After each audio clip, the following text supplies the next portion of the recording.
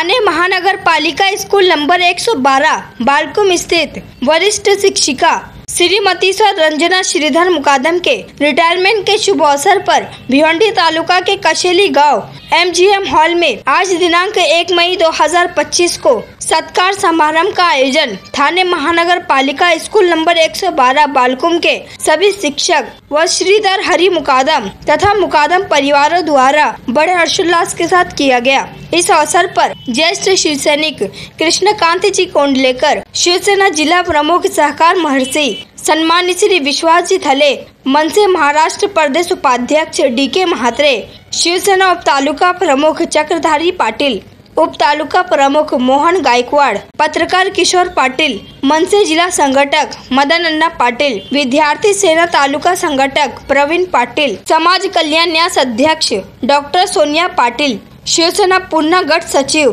संदीप पाटिल के साथ साथ भारी संख्या में मान्यवर, मित्र मंडली, नातेवाईक व थाने महानगर पालिका स्कूल नंबर 112 बालकुम के सभी शिक्षकों ने उपस्थित होकर श्रीमती सौ रंजना श्रीधर मुकादम को शाल और पुष्पगुच्छ देकर स्वागत किया और उनको शुभेच्छा दी।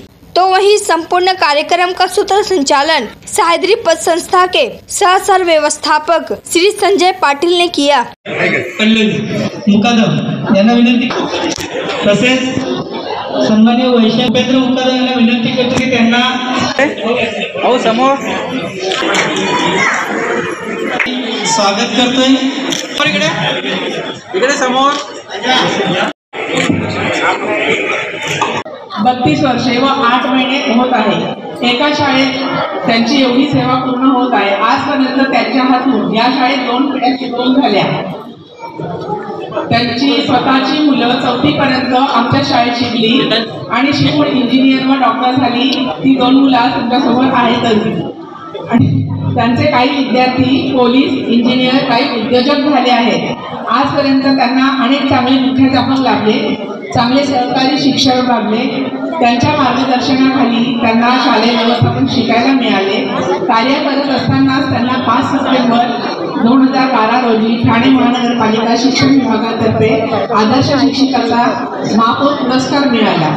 पूर्ण ठाणे जिल्ह्यातून ठाणे वैभवी असं 2017 मध्ये त्यांना पुरस्कार मिळाला। अशा या मुकादम मॅडम आजच्या घडीपर्यंत सखी पतपेढी या त्यांच्या पतपेढीच्या त्या अध्यक्ष आहेत आणि त्या अध्यक्षाचं पद देखील अतिशय छानपणे यशस्वीरित्या त्या भूषवित आहेत। त्याचबरोबर त्यांनी स्त्री शक्ती जनजागृती पण केलेली आहे आणि त्यामध्ये स्त्रियांचा त्यांनी इतका सहभाग घेतला आहे की अशिक्षित महिलांना सुद्धा त्यांनी पुढाकार करून सांगितले की तुम्ही सुद्धा पुढे समाजात या स्थान मिळवा। तर अशा या मुकादम मॅडम ज्या आहेत त्या काल आमच्या मॅडम पाटील मॅडम एका आमच्या शाळेमधल्या एक शिक्षिका त्यांचाही निरोप समारंभ आम्ही केला। तर जाताना निरोप देताना त्यांना आठवण झाली। त्या म्हणाल्या एका शाळेमध्ये एकूण माझी एवढी सेवा झाली आहे 32 वर्ष 8 महिने। एवढी वर्ष मी सासरला पण राहिली नाही आणि माहेरला सुद्धा ती राहिली नाही।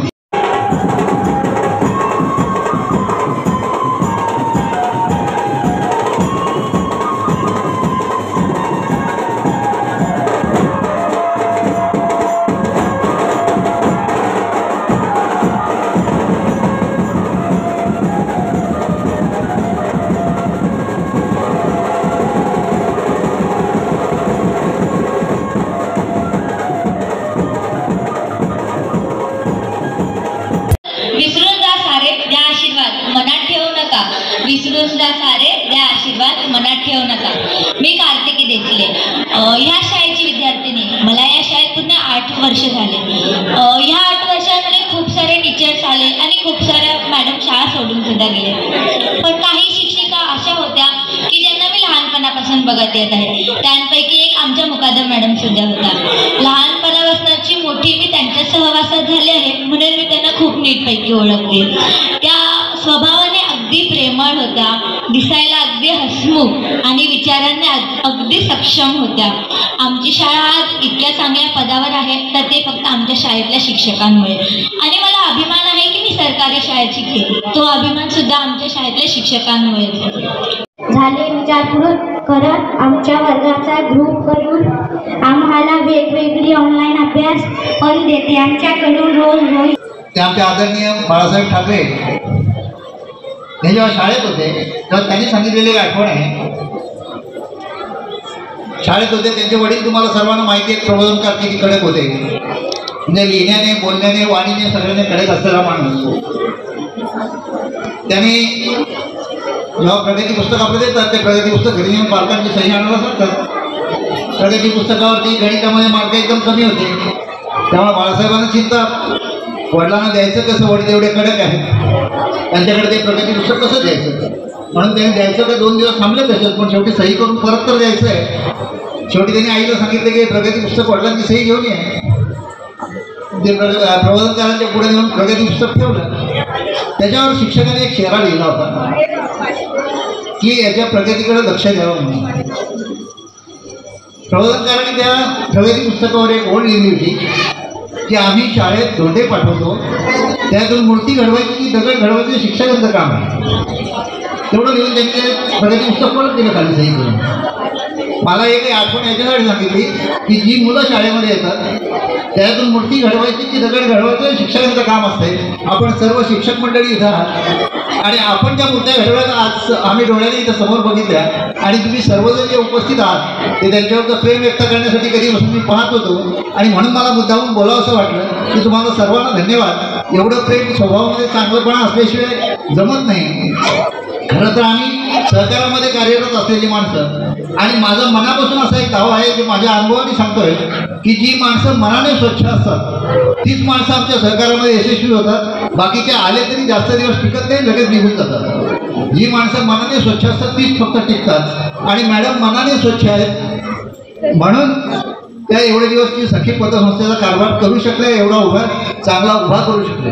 आम्ही सहकारातली माणसं आहोत म्हणून याचा मला अनुभव आहे.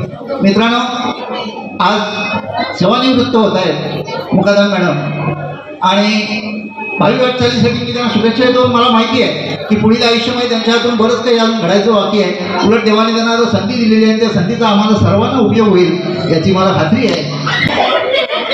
या ठिकाणी खरं जर म्हटलं तर बाळकुम शाळा म्हटलं ना की बाळकुम शाळेचं एक थोडं स्टेटस वेगळं आहे की नाही सर.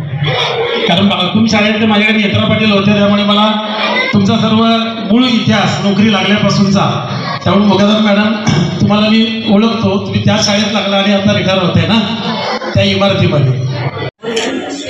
असा हा सहकुटुंब सन्मान सोहळा. निवृत्त शिक्षक परंतु शिक्षकांसाठी अत्यंत महत्त्वाचा असा आधारस्तंभ असणारा म्हणजे मी नेहमीच नाव काढतो की ठाणे महानगरपालिकेचे शिक्षक एका कुटुंबाप्रमाणे एकत्र अत्यंत आनंदाने नांदत आहेत. मला वाटतं ठाणे महानगरपालिकेच्या शिक्षकांविरुद्ध सुखी शिक्षक खरंच म्हणजे तुम्ही कामं खूप छान करताय परंतु प्रशासकीय कुठल्याही अडचणी तुम्हाला येत नाही. त्याचं कारण म्हणजे आमचे ज्येष्ठ बंधुतुल्य असे बाबाजी फाफाळे सर. साहेब एक गोष्ट तुम्हाला सांगतो, संपूर्ण महाराष्ट्रामध्ये केवळ कर्मचाऱ्यांसाठी शिक्षकांव्यतिरिक्त 10, 20, 30 आश्वासित योजना आहे. म्हणजे 10 वर्ष सेवा झाल्यानंतर एक वरिष्ठ श्रेणी 20 झाली आणि 30 जी आपल्याकडे 12 आणि 24 वर्षानंतर मिळते. तर संपूर्ण महाराष्ट्रात केवळ ठाणे महानगरपालिकेला ती आश्वासित योजना आणणारे बाबाजी फाफाळे सर. माझ्या महापालिकेचा एक शिक्षक अतिशय चांगलं काहीतरी करतो हे कधी कधी शेवटी समजतं. काही तर शिक्षक मी असे बघितले की डायरेक्ट सीएम साहेबांच्या जवळ असतात तरी सांगत नाहीत कोणाला. एवढे सुद्धा लोक आपले हे आहेत. तुम्ही पण तुमचं काम सहकार क्षेत्र, कारण सहकार क्षेत्राचं काम मी स्वतः अध्यक्ष होतो शिक्षक पतपरी त्याची 11,000 सभासदांची. आम्ही सगळं त्याच्यात काम करतो परंतु ह्यांनी कधी असं दाखवलं नाही. आणि तुम्हाला सगळ्या शिक्षकांना इथं सगळ्यांना सांगेल मी आवर्जून की आमच्या ठाणे महानगरपालिकेमध्ये त्या सेवानिवृत्त झाल्यानंतर कुठल्याही प्रकारचं देणं हे 2 किंवा 3 महिन्यामध्ये सर्व दिलं जातं. जर फाईलमध्ये काही अडचण नसेल तर, आणि फाईलची अडचण असेल तर त्यांना कुठे यावं लागत नाही. ते सगळं काम आम्ही करतो. आम्ही स्वतः वेळप्रसंगी शिपाई म्हणून फायली घेऊन ते सगळं करून देतो. आमच्याकडे काही मला हे सांगण्याचा उद्देश आहे की माझ्या भगिनीने ज्या महापालिकेसाठी योगदान दिलं, विद्यार्थ्यांसाठी योगदान दिलं, ते योगदान जे आहे त्याच्यात कुठल्याही प्रकारची अडचण येत नाही. मॅडमला मला सांगायचं हेच आहे की आपल्याला कुठल्याही प्रकारची तुमच्या फाईल अडचण येणार नाही, तुमची देणी सगळी मिळतात. जिल्हा परिषद सारखं आमच्याकडे खरं अभिमानाचं कुठलंही 2 लाख फरक असू द्या, 3 लाख फरक असू द्या, काही मिळू द्या, आमच्या महापालिकेत कुठल्याही टेबलला चहा सुद्धा द्यावा लागत नाही. अंकुश सर प्रशांत आम्हाला काहीच नाही. ही पतसंस्थेचं 17 वर्ष अध्यक्षपद सांभाळलं, त्याच संस्थेच्या नवनिर्मितीचे मी श्री सखीचे संचालक असताना त्या जशा शाळेमध्ये ऑर्डर सोडायच्या तशाच आम्हालाही शिक्षक वृत्ती त्यांची जी होती तशाच आम्हाला मात्रे मॅडम इथं येत नाही, मात्रे आपण वेळ देत नाही, मात्रे मॅडम तुम्ही हे करत नाही, असं करत करत त्यांना असं वाटलं असेल की मी शिक्षण क्षेत्रातून निवृत्त होत आहे आणि सहकार क्षेत्रातून मी अध्यक्षपदातून बाजूला होऊन मी निवृत्त होत आहे. पण असं नाहीये मॅडम, तुम्ही मला बोलावून मला नेहमी सांगत होत्या तुम्हाला जबाबदारी सांभाळायची, तुम्हाला जबाबदारी सांभाळायची. आणि अचानक संस्थापक आणि अध्यक्ष मॅडम यांनी निर्णय घेतला आणि मला श्री सखीच्या अध्यक्षपदी बसवलं. पण त्यांना असं वाटत असेल की मी एकदम बाजूला होऊन निवृत्त झालं, पण असं नाहीये. तुम्हाला आम्हाला सगळ्यांना बरोबर घेऊन तुमच्याकडून खूप शिकलो आहे. कारण एवढ्या 17-18 वर्षाच्या या वाटचालीतून तुम्ही शिक्षण क्षेत्रात वेळ देऊन आणि इथेही वेळ देत होत्या. तुमची ती धावपळ, तुमची तो उत्साह बघून आम्हाला अभिमान, मला तरी अभिमान वाटायचा. आज जे उपस्थित सर्व आपण आहात तर उपस्थितांसाठी दुसरा अजून बाकी आहे म्हणजे गुरु ब्रह्मा गुरु विष्णू गुरु देव महेश्वरा. पण मी मॅडमला साक्षात म्हणजे माऊलीचा दर्जा देते. कारण मी माझ्या आईला 5वीला तर गमावले आणि माझं जे ते रूप आहे तुम्ही मॅडम मी डोळ्यात साठवले. जेव्हा मी 4थीला होतो सांगायचा मुद्दा येतात, मी 4थीला असताना जेव्हा सरकारी हॉस्पिटलमध्ये आले ना मॅडमनी तेव्हा मला ओळखली का तू वैशाली का. मी मॅडमला ओळखला नव्हता पण मॅडमनी मला सांगितलं की तू माझी पहिली विद्यार्थी. आणि मला कसा मॅडमचं जे क्लासमेट म्हणजे मॅडमचे जे फ्रेंड होते ते माझे मिस्टर झाले भविष्यात. आणि मॅडम ज्या वर्गात शिकत होत्या त्याच वर्गात त्यांचे मित्र त्यांचे सगळे ते माझ्या जीवनसाथी झाले. आणि आमचा प्रवास माझ्या मिस्टरांमुळे मॅडमची ओळख होत गेली आणि माझ्या आयुष्यात मॅडमचं स्थान पुन्हा रुजू व्हायला लागलं. मॅडम बद्दल सांगायचं तर सध्याच्या श्री सखी महिला पतसंस्थेच्या त्या अध्यक्ष होत्या आणि त्या अध्यक्ष आहेत. त्या सखीची मी सध्या उपाध्यक्ष म्हणून कार्य करत आहे. तर मी मुकादम मॅडमना शुभेच्छा देताना मी नक्कीच त्यांच्याबद्दलचा माझ्या जीवनात झालेला एक फायद्याचं काम की जे मी त्या ठिकाणी जाऊ शकलो नसतो, की मुकादम मॅडमच्या प्रेरणेने, त्यांच्या औदार्याने, त्यांच्या सहकार्याने मला इमारतीमध्ये ब्लॉकमध्ये जाता आलं. ज्या वेळेला त्यांनी मला सांगितलं की तुम्ही घर एखादा ब्लॉक घेता का, तर मी म्हटलं मी 1 मॅन शो आहे, मी एकटाच कमावणार आहे आणि माझ्या मुलांची शिक्षण व्हायची आहे, माझ्याकडे एवढे पैसे नाही आहेत. त्या म्हणाले तुम्हाला फक्त घर घ्यायचं का एवढंच, येस और नो बोला, पैशाची चिंता तुम्ही करू नका. आणि मी म्हटलं तसं तर मला हवंच आहे. शिक्षिका हे पद घेत असताना मागे एकदा तिच्याबरोबर गाडीमधून मला वाटतं तिचा लेख आणि मिस्टर आणि आम्ही तिघं होतो तेव्हा तिने दाखवलं ती कुठल्या शाळेत जात होती, किती किलोमीटर चालत जात होती आणि शिक्षिका पदापर्यंत येईपर्यंत तिने काय काय कशा प्रकारे तिचा तो प्रवास होता. तेवढ्या वेळात तो आम्ही ऐकला आणि मला खरोखर मनापासून खूप कौतुक वाटलं. शहरामध्ये आपण शिक्षण घेतो मुली, त्यावेळी खूप सोयी असतात त्या ठिकाणी, परंतु आपल्या समाजामध्ये एवढं मोठं नाव कमवणं ही खूप मोठी गोष्ट आहे. तिच्यासाठी एकदा जोरदार टाळ्या वाजूया. I's retirement day. He got my house that I enjoyed. Then I want to be like you, smart, intelligent, and very passionate. Then I'm very fortunate to you are my I love you. You are so precious to us. Then thank you everyone. आमच्याकडे जिल्हा परिषदेमध्ये आता एवढ्या बदल्यांचं आले की कुठे शापूर, कुठे कल्याण, कुठे शिक्षकांना आम्हाला टेन्शन येते. पण त्याने एकाच शाळेमध्ये 32 वर्ष सर्व्हिस केलेला आहे. हा त्यांचं म्हणजे ते नशीबवान ठरले आहे. तर आमच्या शिक्षकांवर खूप आता बदल्यांचं टेन्शन आहे. कधी कुठे टाकतील आम्हाला पण वाईट वाटते. माझ्या केंद्रातले कुठे शापूर, मी पण केंद्र प्रमुख आहे, मागच्या वर्षी रिटायर झाले. माझ्या केंद्रातले जे चांगले शिक्षक कुठे शापूरला साहेब बदल्यात परतुरे साहेब, यांना माहीत आहे आमचा बदलीचा प्रकार. आमचे ते हे उपशिक्षणाधिकारी होते आणि खूप बदल्यांचं टेन्शन आम्हाला जिल्हा परिषदेमध्ये आमच्या शिक्षकांना असतं, केंद्र प्रमुखांना पण असते. आणि याच्यातून हा त्रास त्यांना झालेला नाही.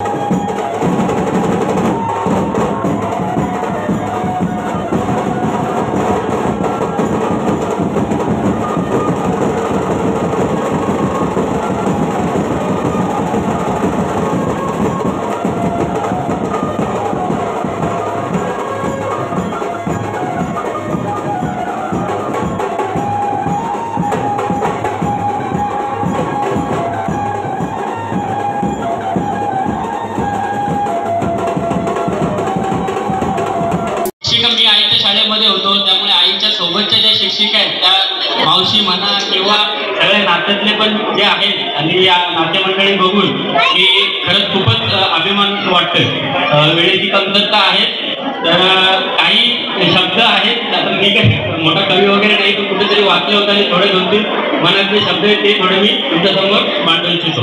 तर हे जे शब्द आहेत हे शिक्षिका म्हणून ज्या पण इथे उपस्थित आहेत त्या सर्वांसाठीच मी त्यांना संबोधून म्हणणार आहे. तर कवितेचं नाव आहे सेवानिवृत्ती. विषय असं असतं की शिक्षक आताचे ते सर वगैरे म्हटलं की आता जे कामं आहेत त्याच्यामुळे शिक्षक सगळे कंटाळलेले आहेत. त्यामुळे सगळेच वाट बघतात की कधी एकदा रिटायर होतो. आणि आता आईचं पण आता शेवटच्या 1-2 वर्षापासून एवढे कामं वाढलेले आहेत, त्यामुळे असं वाटतं की कधी एकदा रिटायर होते आणि कधी घरी बसते. आणि सगळे शिक्षक इथे जे उपस्थित असतील त्यांना हे पटत असेल. पण रिटायर झाल्यानंतर करायचं का? आपल्याला वाटतं की रिटायर झाल्यानंतर मी मस्त मजा करेन, पण नंतर रिटायर झाल्यानंतर माणसाला जो एक वेगळी फिलिंग येते की आधी जी सवय असते आपल्याला शाळेमध्ये जायची ती चुकून जाते. तर त्याला अनुसरूनच एक छोटीशी कविता आहे. तर सेवानिवृत्तीचा दिवस आजचा पुन्हा शोधून सुद्धा मिळणार नाही. आठवणींच्या पावसामध्ये कधी भिजलो जाणार कळणार नाही. रिक्षा बसचा कंटाळवाना प्रवास आता रोज छळणार नाही. रविवारच्या सुट्टीची मजा मात्र आता शनिवारी कळणार नाही. टिफिन मधले तेल आता पर्स मध्ये गळणार नाही. टिफिन मधले तेल आता पर्स मध्ये गळणार नाही. पाण्याची रिकामी बाटली आता नळाकडे पडणार नाही. हाफ डेचे बहाणे आता तुम्हाला मिळणार नाही. आता आई तर एवढे बिझी शेड्यूलमध्ये कोणाच्या कार्यक्रमाला जाण्यासाठी लगेच नाही आज माझा हाफ डे आहे. तर तसं हाफ डेचे बहाणे आता तुम्हाला मिळणार नाही. गप्पांचे डोंगर मात्र पहिल्यासारखे रंगणार नाही. भिंतीवरील कॅलेंडर आता रंगबेरंगी दिसणार नाही. सुट्ट्यांच्या लाल तारखा आता वेगळ्या भासणार नाही. नसते उपक्रम जनगणना इलेक्शन ड्युटीचा त्रास आता सोसावा लागणार नाही. नसते उपक्रम जनगणना इलेक्शन ड्युटीचा त्रास आता सोसावा लागणार नाही. शिक्षक दिन गुरु पौर्णिमेला मात्र विद्यार्थ्यांच्या प्रेमाचा ओलावा मिळणार नाही. नको असलेल्या कार्यक्रमांना मला सुट्टी नाही अशी टांग मारता येणार नाही. नको असलेल्या कार्यक्रमांना मला सुट्टी नाही अशी टांग मारता येणार नाही. आणि हव्याशा कार्यक्रमांना आता हाफ डे आणि सिक लीव्हची गरज भासणार नाही. पगाराची उत्सुकता आता पेन्शन मध्ये मिळणार नाही. पगाराची उत्सुकता आता पेन्शन मध्ये मिळणार नाही. मन कितीही पळाले तरी झिजलेले गुडघे शाळेकडे वळणार नाही.